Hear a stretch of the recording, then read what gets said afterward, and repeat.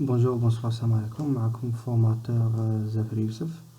Alors on continue toujours في الموديل ديالنا ديال initiation marketing ou bien marketing de base في la politique de distribution. Alors كنا وصلنا في les différentes stratégies de distribution اللي هما اللي كتعرفون déjà la stratégie intensive, la stratégie exclusive et entre ces deux stratégies on trouve la stratégie sélective. Alors la stratégie intensive c'est quoi?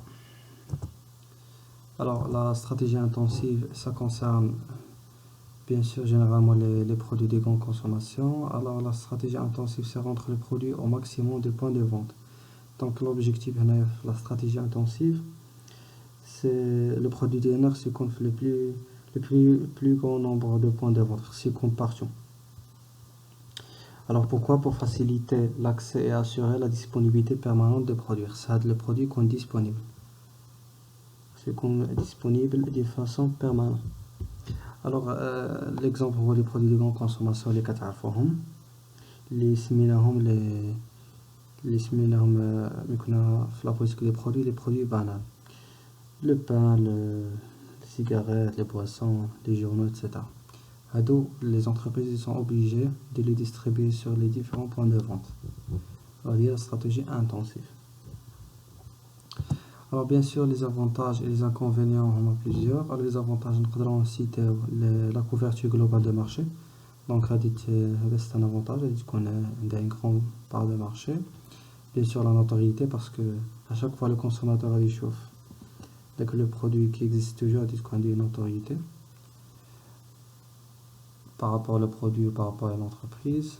Et bien sûr l'avantage le plus pertinent, les très connus, l'augmentation du chiffre d'affaires. Bien sûr, il y a le produit partout, il y a une augmentation des ventes, bien sûr, automatiquement une augmentation du chiffre d'affaires. Alors, on peut citer d'autres objectifs, d'autres avantages, mais les avantages les plus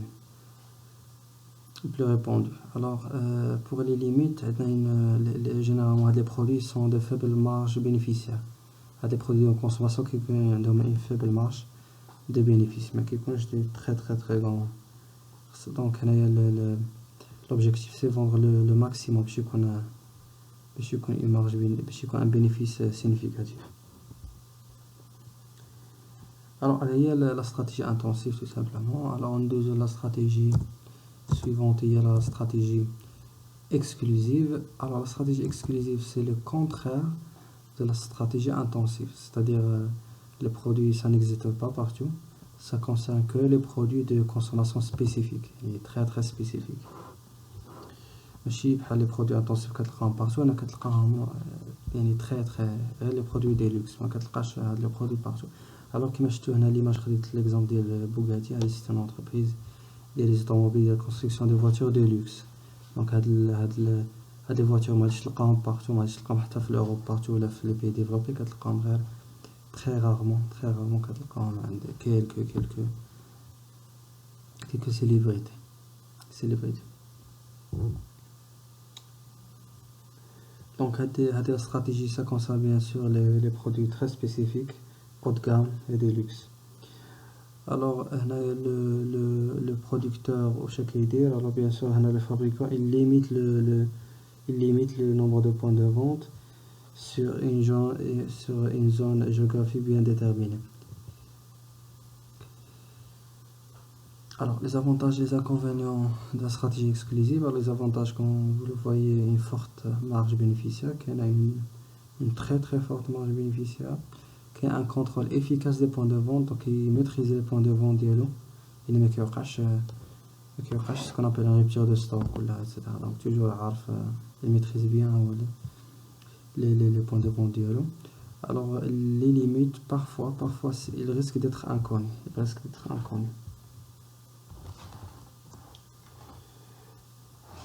Alors la stratégie suivante, il y a la stratégie qui existe entre la stratégie intensive et exclusive. Et il y a très très nombreux de points de vente, il y a très très rarement de points de vente. Il se situe entre les deux, ce qu'on appelle la stratégie sélective. Alors, c'est-à-dire le nombre restreint de points de vente qui connaît.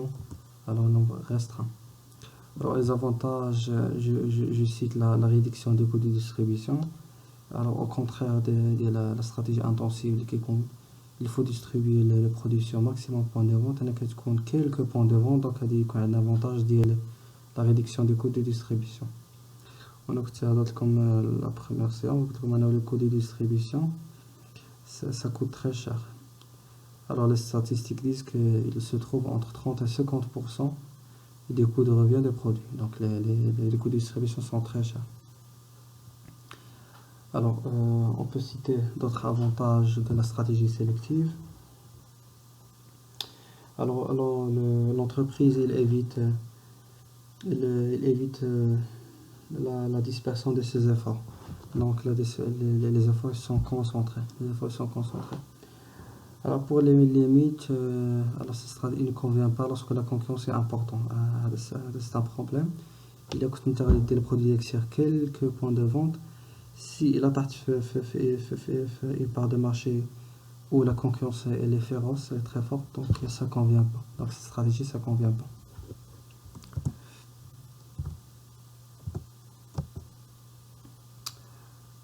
Alors, on passe à une notion qui est très très importante, liée à la franchise. Alors bien sûr, la franchise, et tu vois partout parmi les techniques de vente, mais elle est spécialisée. C'est une technique de distribution. C'est une notion très importante, comme tu as la franchise. Alors, la franchise, c'est quoi? C'est un contrat par lequel une société, alors dite franchiseur, concède à des partenariats dénommés franchisés à la distributeur, alors un droit d'usage d'une marque, de savoir-faire, etc. Alors, à titre d'information, pour la distribution, mais quand je ce qu'on appelle les circuits de distribution classiques, ou bien les systèmes de marketing vertical qui connaissent un fabricant, un grossiste, un détaillant, etc. Ce sont des formes de distribution classiques.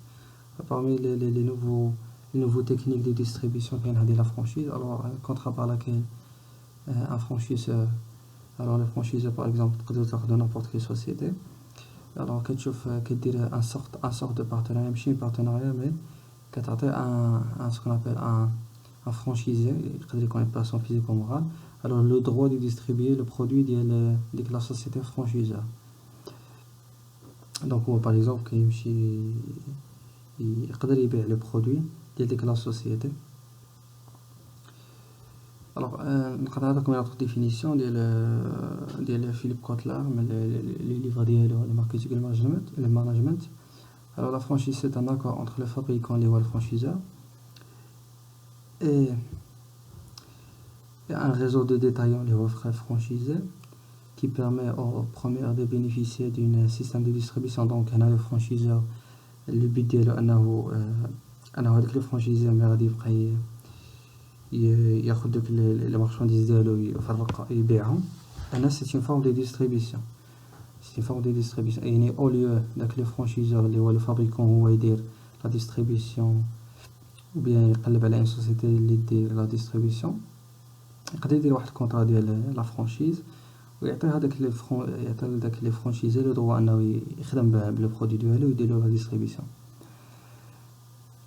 Alors qui permet en première de bénéficier d'un système de distribution sans trop investir, il n'a pas besoin d'investir. Et au second, avec les franchisés, de tirer parti d'une image, d'une assistance, d'une expérience. Donc avec le deuxième, les franchisés غادي يربح la marque, premièrement غادي يربح l'expérience, le savoir-faire, etc. Donc la franchise غادي تاخذها de façon très simple. عطيتكم l'exemple ديال la société اللي كاينه في وجده ديال مشى عند l'entreprise ديالي دونك دار معاهم ان كونطرا pour le droit de bénéficier de la marque ديال CDI وكيدير la distribution au niveau l'oriental. هذا كنت عطيت exemple عطيتكم autrefois.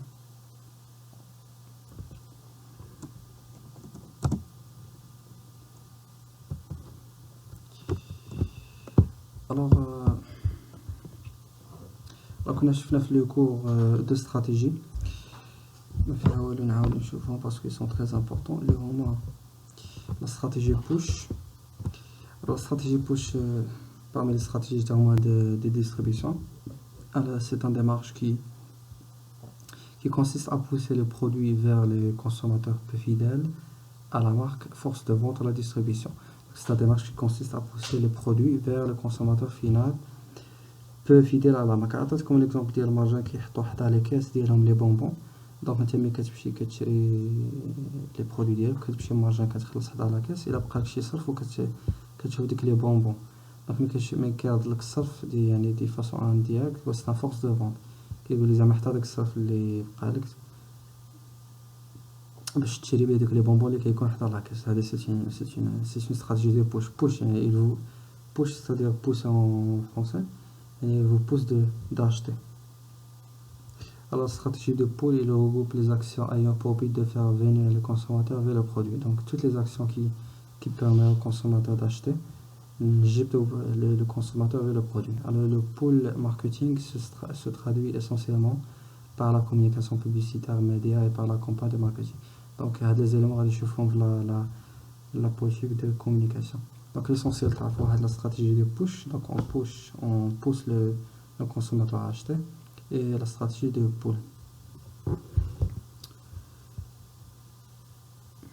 نرجعوا للديابو ديالنا. Donc هاد la franchise c'est une notion très importante qu'on تعرفوا عليها. Alors dernièrement باش غادي نساليو لكم la politique de distribution qui est une notion qui est très importante اللي actuellement qui représente le commerce qu'on appelle le commerce électronique ou bien le e-commerce. Bien sûr, vous connaissez ce que ça veut dire le e-commerce, c'est regroupe l'ensemble des transactions commerciales opérant à distance par le biais d'interfaces électroniques et digitales. Donc le marketing toujours c'est électronique. Alors le e-commerce c'est le commerce qui se passe électroniquement, achat par internet, par plateforme, par application, par téléphone, etc. Alors le sujet c'est très important parce que les montants les e-commerce sont colossaux. Alors il a خديتو les sites le e-commerce mondial 2000 milliards de dollars en 2019. Donc les montants des transactions في e-commerce وصل 2000 milliards de dollars en 2019. 2000 milliards. C'est presque 11% d'augmentation. Donc هنا كنشوفوا le e-commerce a très très très développé. Donc هنايا حطيتكم la définition ديال le e-commerce. Donc نتوما vous êtes obligé انه تكتبوا لي في les commentaires واحد une petite paragraphe على le rôle de l'e-commerce, le rôle du marketing في هذا le côté de l'e-commerce. Et je parle spécialement de la politique de distribution. Donc دير واحد petit paragraphe فيها ne dépasse pas 10 lignes تهضروا لي 10 lignes تهضروا في على l'e-commerce, le rôle ديال الماركتينغ في l'e-commerce et surtout la politique de distribution. Alors l'e-commerce il englobe essentiellement les transactions commerciales s'effectuent sur internet, ordinateur, tablette, smartphone, console, TV connectée sur des sites ديال e-commerce. Alors اللي كتعرفوا مع الإكسبريس eBay Amazon etc.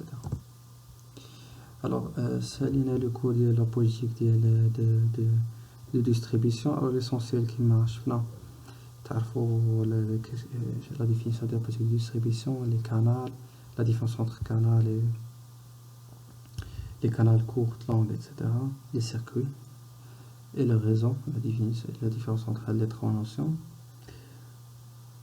Après je fais les trois stratégies comme ça forme et les notions principales par la franchise, stratégie pour push, etc. Donc la prochaine fois on va voir la dernière stratégie liée la dernière politique de marketing il y a la communication. Après inchallah نبداو la correction des examens. Donc il y a عندكم شي question ولا شي quelque chose ما فهمتوهاش في هذا n'importe quelle chose ما فهمتوهاش في هذا la distribution donc حطوها لي في les commentaires اون بليس انا كنستناكم باش تعطيوني واحد هاد الخدمه عطيتكم على الاي كوميرس. الوغ سي تو، ميرسي.